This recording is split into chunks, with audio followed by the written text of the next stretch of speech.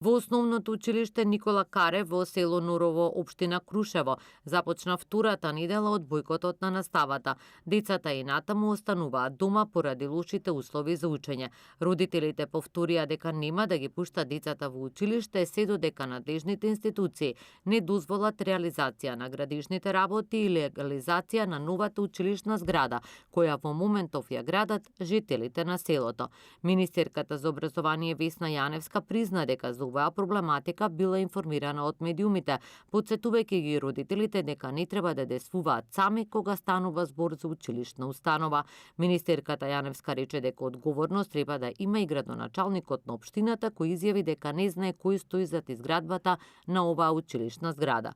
Градоначалникот на Крушево Тони Христовски за Алсат изјави дека ќе се разгледа секоја можност новата училишна зграда да не се урива, туку да се стави во служба на учениците и наставниот кадар.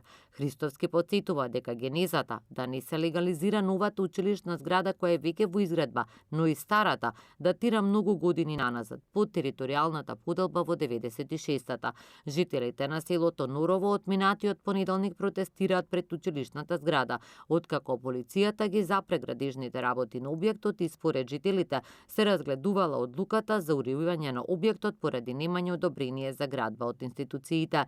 Според градоначалникот на Крушево Томе Христовски, околу 90% од објектите во селата во оваа општина се без план, вклучувајќи и старата училишна зграда, каде учениците во моментов посетуваат настава.